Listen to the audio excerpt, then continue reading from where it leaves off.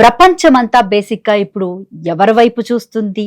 ఏ incident వైపు చూస్తుంది అంటే అది కేవలం ఎప్‌స్టీన్ ఫైల్స్ అని చెప్పొచ్చు. ఏం జరిగింది అసలు? 1994 నుంచి కూడా ఎన్నో దాదాపు 3,00,000 మంది పిల్లల్ని ఏ రకంగా హింసించారో, బలి చేశారో, ఎంత టార్చర్ పెట్టారో చిన్న చిన్న పిల్లల్ని సైతం. అసలు ఏం జరిగింది? ఈ విషయాలన్నీ కూడా ప్రస్తుతం మనం సార్‌తో మాట్లాడే ప్రయత్నం చేద్దాము. సార్ నమస్తే సార్. నమస్తే మేడం. ఎలా ఉన్నారు sir? I'm good ma'am. How you? Yeah! Very good. అయితే జెఫ్రీన్ ఎప్‌స్టీన్ గత కొంతకాలంగా మనకి పేరు బాగా వినపడుతుంది. అవునండి. అయితే ఒకప్పుడు జస్ట్ అలా విని వదిలేసాం. బట్ ఈ మధ్య కాలంలో ప్రపంచమంతా కూడా జెఫ్రీన్ ఎప్‌స్టీన్ ఫైల్స్ వైపే నెట్‌ఫ్లిక్స్‌లో కూడా ఇది స్ట్రీమ్ అవుతూ ఉంది. అవునండి. అవును. అయితే ఈ ఎప్‌స్టీన్ ఫైల్స్‌లో నిజంగా ఇది జరిగిందని అనుకోవచ్చు. అంటే సోషల్ మీడియా వేదికగా వస్తున్నటువంటి కొన్ని వీడియోలను సైతం మనుషుల్ని ఒళ్ళు గగ్గులు పుడిచేలాగా ఉంది. ఏం జరిగిందంటారు అసలు? ఈ జెఫ్రీన్ ఎడ్వర్డ్ ఎప్‌స్టీన్ ఎవరైతే ఉన్నారో ఈయన 1953లో జన్మించారండి. 1953లో జన్మించారు. ఆయన ఒక రకంగా చెప్పాలంటే ఎడ్యుకేషన్ కూడా పూర్తిగా కంప్లీట్ చేయనటువంటి వ్యక్తి. కానీ అతనుకున్నటువంటి నాలెడ్జ్‌తో ఆయన ఒక బిజినెస్ కన్సల్టెంట్ గాను, ఫైనాన్షియల్ అడ్వైజర్ గాను మారాడు. న్యూయార్క్‌లో వెరీ ఇంపార్టెంట్ ప్లేస్ అయినటువంటి అక్కడ ఈయన ఒక ఫైనాన్షియల్ అడ్వైజర్‌గా ఎదగడం జరిగింది. ఫైనాన్షియల్ అడ్వైజర్‌గా.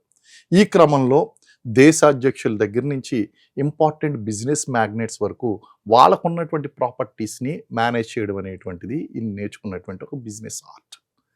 ఇలాంటి ఒక వ్యక్తి ఒక ఇంటర్నేషనల్ బిజినెస్ టైకోను ఒక ఇంటర్నేషనల్ హ్యూమన్ ట్రాఫికర్గా మారిపోయాడండి. ఎందుకంటే is a international business take, not only business tycoon, is a Legion person. Legion అండి, కార్పొరేట్ లేజన్. ఈ కార్పొరేట్ లేజన్లో జనరల్ పబ్లిక్కి తెలియనటువంటి విషయాలు ఏంటి అంటే ఈ లేజన్ అన్న పేరుతో they manage bribes, they manage wine, women and wealth. ఇవన్నీ కూడా అంటే కార్పొరేట్ బిజినెస్ ఫేవర్స్ తీసుకోవడం కోసం రకరకాలైనటువంటి ప్రైవేట్ పార్టీలను ఆర్గనైజ్ చేయడం, బిజినెస్ ఫేవర్స్ చేయడం, ఇవన్నీ కూడా చేస్తూ ఉంటారు. ఈ క్రమంలో ముఖ్యంగా 1990s దగ్గరికి వచ్చేసరికి ఎప్‌స్టీన్ విపరీతంగా ఎదిగాడు. కారణం ఏంటంటే ఈరోజు మనం రోల్ మోడల్స్గా తీసుకుంటున్నటువంటి బిజినెస్ టైకోన్స్ కానీ లేదా దేశ అధ్యక్షులు కానీ వీళ్ళందరూ కూడా ఇతనికి క్లయింట్లుగా ఉన్నారు.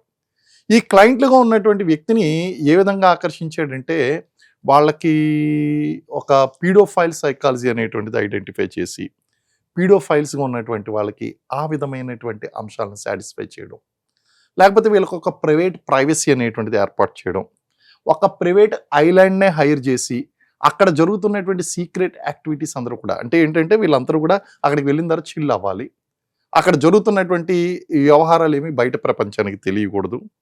ఈ క్రమంలో ఇవన్నీ కూడా చేసుకుంటూ వచ్చాడు, రిలేషన్స్ డెవలప్ తీసుకుంటూ వచ్చాడు.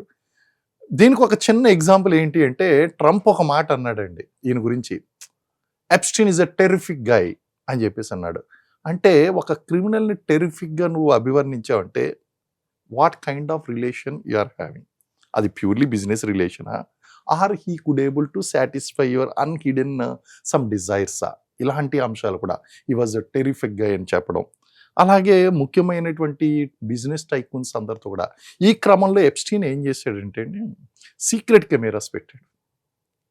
మీకు కొన్ని సంవత్సరాల క్రితం మన ఆంధ్ర ప్రాంతంలో కూడా మనకి బాగా షేక్ చేసినటువంటి అంశం ఏంటి అంటే తారా చౌదరి ఇన్సిడెంట్. మీకు గుర్తున్నది చాలా same it is nothing but this is an international game అండి. నథింగ్ బట్ దానికి దీనికి మీకు చూస్తే కనుక ఇక్కడ ఓన్లీ ఇక్కడ relations extra marital or sexual relations మాత్రం ఇక్కడ కనిపిస్తాయి. ఆ ఇన్సిడెంట్లో beyond that psychological factors are involved, business factors are involved and diplomatic factors are involved. ఇవన్నీ కూడా ఇన్వాల్వ్ అయినటువంటి ఒక మేజర్ ఇన్సిడెంట్ ఏంటి అంటే ఈ ఎప్‌స్టీన్ ఫైల్స్లో ఉన్నటువంటి ఉదంతాలు. ఈ యొక్క వీళ్ళు ప్రైవేట్ పార్టీస్ చేసుకుంటున్నప్పుడు జరిగినటువంటి ఇన్సిడెంట్స్ ఏదైతే ఉన్నాయో ఆ ఇన్సిడెంట్స్ అన్నింటినీ కూడా ఈయన రికార్డ్ చేసి ఫైల్ చేయడం మొదలుపెట్టారు. అవి ల్యాక్స్ ఆఫ్ ఫైల్స్ ఉన్నాయి. దీనికోసం ఆయన ఏం చేశాడంటే ఒక ప్రైవేట్ ఐలాండ్ని నిర్మించాడు Epstein. It is away from other civil society. ఎవరు వస్తున్నారు ఎవరు పోతున్నారు అనేటువంటి తెలియదు. ఈవెన్ ఐలాండ్లో ఉన్నటువంటి వాళ్ళకు కూడా ఒక అగైన్ ప్యూర్లీ ప్రైవేట్ బిల్డింగ్ అనేటువంటిది ఒకటి కన్స్ట్రక్ట్ చేశాడు. ఆ లోపల ఏం జరుగుతుంది అనేటువంటిది ఎవరికి జరగదు. అక్కడ ఉన్నటువంటి పని వాళ్ళు కూడా ఎవరు కూడా ఈ విషయాల్లో ఇన్వాల్వ్ అవ్వడానికి లేదు. ఎవరైనా ఆడపిల్లలు కనుక అక్కడికి వచ్చారు అంటే వాళ్ళ పాస్పోర్ట్లు లాగేసుకోవడం, లేకపోతే వాళ్ళకి తర్వాత ఫర్దర్గా వెళ్ళకుండా ఉండడం కోసం రిస్ట్రిక్ట్ చేయడం, ఒక రకంగా వాళ్ళని స్లేవ్స్గా మార్చేసాడు. దీనికోసం ఒక పెద్ద నెట్వర్క్ని నడిపించాడు. ఎందుకంటే ఎప్స్టీన్కి ఒక గర్ల్ ఫ్రెండ్ అనుకోవచ్చు, లేకపోతే సహచరి అనుకోవచ్చు, గిజ్లిన్ విల్సన్ ఎవరైతే ఉన్నారో, ఆ గిజ్లిన్ ఎవరైతే ఉందో ఆమె ఇప్పుడు 20 years కారాగార శిక్ష పడింది. ఆమె యొక్క ఫైల్స్ బయటపడడంతోనే, కోర్టు డాక్యుమెంట్స్ బయటపడడంతోనే ఈ ఇన్సిడెంట్ అంతా కూడా బయట ప్రపంచానికి తెలిసిందండి. సో ఈ గిజ్లైన్ ఏం చేసేది అంటే, ఈ యొక్క హై స్కూల్లో చదువుకుంటున్నటువంటి ఆడపిల్లలు 8th 9th 10th చదువుకుంటున్నటువంటి 12 13 14 15 సంవత్సరాలు చదువుతున్నటువంటి ఆడపిల్లలు ఎవరైతే ఉన్నారో వాళ్ళకున్నటువంటి ఫైనాన్షియల్ సపోర్ట్ని ఆధారంగా తీసుకుని they use to pay them huge money. అంటే సింపుల్ ఏమనేవారంటే మసాజ్ సర్వీసెస్ ఇవ్వాలి, లేకపోతే కొన్ని ప్రైవేట్ సర్వీసెస్ చేయాలని చెప్పడం, ఆ పిల్లలకి హై అమౌంట్ ఇచ్చి తీసుకువెళ్ళిన తర్వాత వాళ్ళని స్లేవ్స్గా మార్చేయడం కానీ చంపివేయడం కానీ చేయొచ్చు. ఈవెన్ నిన్న మనకి తెలిసినటువంటి న్యూస్ ఏంటంటే సల్ఫ్యూరిక్ యాసిడ్కి సంబంధించినటువంటివి కూడా ఆయన తీసుకున్నాడంటే ఏంటి, చంపేసినటువంటి వాళ్ళు అందులో వేసి ఆధారాలు లేకుండా చేసేయడం అన్నమాట. అంటే ఈ చిన్న పిల్లల్ని చేయడము ఈ విధంగా అంటే దీన్ని పీడోఫైల్ సైకాలజీ అంటాం. ఇప్పుడు 3 to 4, 5 to 6 years ఉన్న పిల్లల్ని బేసిక్గా అవునండి, అవును, వాళ్ళతో కూడా అవును, సెక్షువల్ డిజైర్స్ తీర్చుకున్న తర్వాత అవును, they use to kill them. అవునండి, అవును. అండ్ వాళ్ళు కైండ్ ఆఫ్ ఫుడ్ అనేది ప్రిపేర్ చేసుకునే దాంట్లో యూస్ చేశారని చెప్పేసి అని న్యూస్ వచ్చింది. ఇది ఎంతవరకు అంటే క్యాన్ వి ఇమాజిన్ దిస్? అసలు ఇది జరిగేదంటే అంటే ఇప్పుడు మనిషి పుట్టిన ఎవడైనా కూడా ఇలాంటి పని చేయగలుగుతారు అసలు? మీకు ఇలాంటి ఇన్సిడెంట్స్ గతంలో కూడా ఉన్నాయండి. మనకి ఇది బయట ప్రపంచానికి తెలిసినటువంటి అంశాలు ఇవన్నీ కూడా. కల్నల్ గడాఫీ విషయంలో కానీ, లేకపోతే కొంతమంది హ్యూమన్ ఫ్లెష్ తిన్నారని చెప్పేసి ఇలాంటి న్యూస్లు గతంలో కూడా వచ్చినాయి. వీళ్ళంతా కూడా డిఫరెంట్ సైకాలజీ మైండ్ సెట్ ఉన్నటువంటి పీపుల్ అండి వీళ్ళంతా కూడా. అంటే వీళ్ళు మనం ఏదైతే ప్లెజర్ అని అనుకుంటున్నామో ఆ స్టేజ్ దాటి వెళ్ళిపోయినటువంటి వ్యక్తులు. వీళ్ళకు ఉన్నటువంటి థాట్స్ అన్ని కూడా వైల్డ్ థాట్సే ఉంటాయి. అంటే వాళ్ళ ఫ్యాంటసీస్ చూస్తుంటే వాళ్ళ ఫ్యాంటసీస్ కానీ, ఆహారపు అలవాట్లు కానీ, ఇవన్నీ కూడా వాళ్ళకి కొన్ని స్ట్రాంగ్ మిత్స్ అండ్ నోషన్స్ ఉంటాయి. హ్యూమన్ ఫ్లెష్ తింటే ఈ విధంగా జరుగుతుంది, ఇది చేస్తే ఈ విధంగా జరుగుతుంది, లేదా చిన్న పిల్లలతో ఇలాంటి కార్యకలాపాలు చేస్తే వాళ్ళ ఏజ్ అనేటువంటి రిడ్యూస్ అవుతుంది. ఇలాంటి కొన్ని మిత్స్ అండ్ రాంగ్ నోషన్స్ ఉంటాయి. అండ్ వీళ్ళలో ఉండేటువంటి సైకాలజీ అంటే పీడోఫైల్ సైకాలజీ అంటాం. పీడోఫైల్ సైకాలజీ అంటే ఇప్పుడు ఈ చిన్న వయసు ఉన్నటువంటి చిన్నపిల్లలు ఎవరైతే ఉన్నారో వాళ్ళతో లైంగికపరమైనటువంటి నేరాలు చేయడం అండి. It is a very dangerous.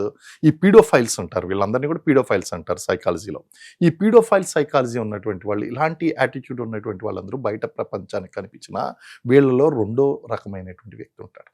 ఇప్పుడు సపోజు మన యొక్క పబ్లిక్ ప్రొఫైల్ ఎంత స్ట్రాంగ్గా ఉంటే మీ ప్రైవసీకి అంత దెబ్బ. ఎందుకంటే if an ordinary person is just moving in the market, nobody is going to observe. But ఒక సెలబ్రిటీ కనుక మీరు ఈ సినిమా సెలబ్రిటీస్, మూవీ సెలబ్రిటీస్ కానీ, లేకపోతే పొలిటీషియన్స్ కానీ, జనరల్ పబ్లిక్ వచ్చి ఒక్కసారి కనిపించమనండి, automatically it catches the public attention. So it is very disturbing for them. వాళ్ళు ఏం చేస్తారు, వాళ్ళు ఒక ప్రైవేట్ లైఫ్ అనేటువంటిది క్రియేట్ చేసుకుంటారు. ఆ ప్రైవేట్ లైఫ్ను క్రియేట్ చేసుకోవడంలో భాగంగా ప్రైవేట్ పార్టీస్ పెట్టుకోవడం, లేకపోతే ఓన్లీ సెలబ్రిటీస్తో పాటు హై లెవెల్ ప్రైవేట్ పార్టీలకు అటెండ్ అవ్వడం, అలాగే వీళ్ళలో ఉన్నటువంటి హిడెన్ ఏదైతే డిజైర్స్ ఉన్నాయో వాటిని ఫిల్ఫిల్ చేసుకోవడం కోసం ఒక అరేంజ్మెంట్ అనేటువంటి చేసుకోవడం, ఇవన్నీ కూడా బయట పబ్లిక్కి తెలియనటువంటి అంశాలండి. ఇది వ్యక్తుల్లో ఈ పీడోఫైల్ సైకాలజీ అనేటువంటిది ఒక మెడికల్ స్పెషలిస్ట్కి కానీ లేదా సైకాలజిస్ట్కి మాత్రమే ఈ విషయాలు తెలుస్తాయి. బయట ప్రపంచం ఐడెంటిఫై చేయలేదు. ఇందులో కొన్ని ఆశ్చర్యకరమైన విషయాలు ఏంటంటే, ప్రపంచం పేరుగాంచిన సైంటిస్ట్ మన స్టీఫెన్ హాకింగ్ కానివ్వండి, లేకపోతే మైకేల్ జాక్సన్ కొంత బెల్ట్ తీసుకొని చిన్న పిల్లల్ని పట్టుకొని కొట్టడం జరిగిందండి. ఇప్పుడు ఈ రెండు ఇన్సిడెంట్లు మనం ఎగ్జాంపుల్ గా తీసుకుందాం మేడం. మైకేల్ జాక్సన్ విషయం దగ్గరికి వస్తే ఈ రోజేం మొదటిసారి కాదు కదా ఆయన మీద ఎలిగేషన్. ఎప్స్టీన్ ఫైల్స్తోనే ఈయన చిన్నపిల్లల మీద ఇలాంటి అఘాత్యాలు చేశాడని, ఆయనకి మొదటి నుంచి కూడా ఆయన బ్రతికుండగా కూడా ఈయన ఒక పీడోఫైల్ అని, అలాగే చిన్నపిల్లల మీద సెక్షువల్ అఫెన్సెస్ అనేటువంటివి చేశాడని, ఈయన ఒక హోమోసెక్షువల్ అని, ఇలాంటి కొన్ని న్యూసెస్ అనేటువంటి బయటకు వచ్చినాయి. మరి స్టీఫెన్ హాకిన్స్ మీద ఇటువంటి న్యూస్లు వచ్చినాయండి.